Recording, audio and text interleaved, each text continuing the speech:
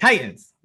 I mean, I don't know whether to be worried or excited. I mean, on one hand, you have Julio Jones and AJ Brown. You have Tannehill, who can't do anything but score touchdowns. You have Derrick Henry, who's a monster, but you lost Arthur Smith. He's the guy that turned around, Tannehill's career.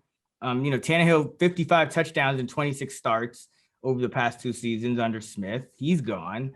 Tight end is gone. So does that just help Brown and Jones? Does it make it tougher? Does it make it tougher for Tannehill to function without Jonnu there? Is Firkser just kind of going to step in? Like, what should I think of the Titans?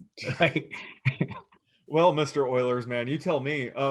But I feel like, don't we have this discussion in season every year? Like, we try to project, Tannehill, Henry, the AJ Brown, and we can never have their projections high enough. They just always exceed expectations. And we always say, we just need to boost their team total when it comes to our projection model. Yeah.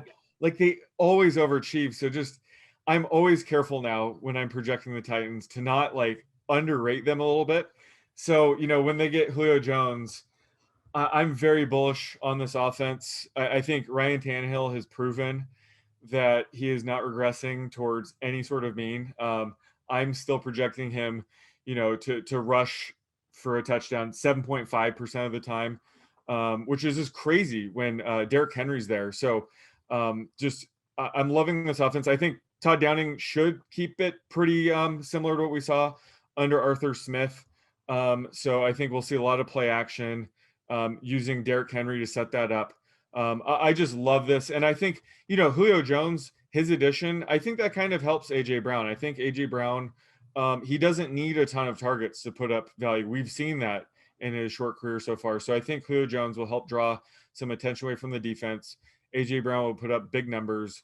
And then like you mentioned, like Anthony Firkser, I think he's going to take over the Jonnu Smith role. So I like him at ADP. I think this is an offense where they only have a few players you need to target, but those guys you could absolutely target. So I love this offense as a whole.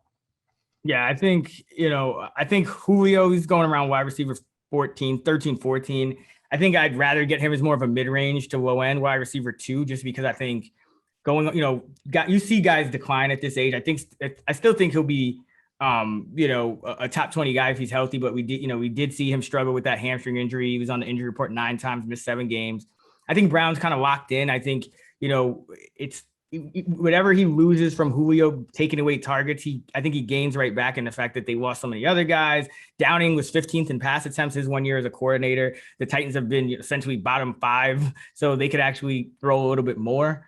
So I still like Brown where he's going, 7th, 8th. I think, guy's still on the come up. I think he'll be the guy who's more productive at the end of this season. I think he's the guy more likely to stay healthy. Derrick Henry, I could see you taking him as the RB1. He's the RB3. I could take him over McCaffrey when you consider durability. And that's Firkser. He's hard to peg. I don't think he'll be a consistent week to week guy. So I'm not like he's a guy I think you can stream here and there, but I'm not counting on him to even put up Jonnu numbers, especially after they get Julio. I do like Des Fitzpatrick is kind of, I think he emerges as that number 3 guy for them. And with Julio's injury history, I think he's an intriguing best ball guy. But Tannehill, yeah, low end quarterback 1. I'm worried a little bit about Smith, but you still do have a ton of talent there. What's our prop for Tennessee? Our prop is Julio Jones receiving touchdowns. He's always been fun to project on the Falcons because you would always think he would score more touchdowns. So how are you projecting him this year? I have the over-under at 6.5. I'm at 6.7. So that's, I guess, the Tannehill boost.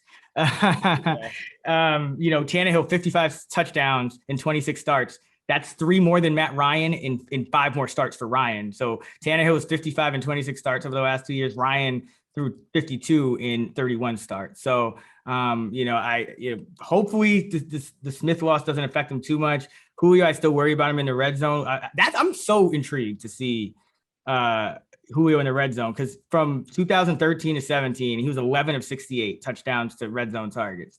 That's that's terrible. You're blaming him, not Matt Ryan, on those? I'm not sure. I think it's not him per se. It's like he's the coverage, they're just always focused on him. But then, the 2 years before last year, he was 10 for 32. So it improved. But then last year he's 0 for 8. So red zone touchdown percentage, very volatile. I'm not really factoring that in a ton into the overall projections outside of, his touchdowns per route and per target and things like that, but per catch. But I just think it's fascinating. But yeah, I'm at 6.7. Do worry about him staying healthy. But you have to factor in how well Tannehill's been playing.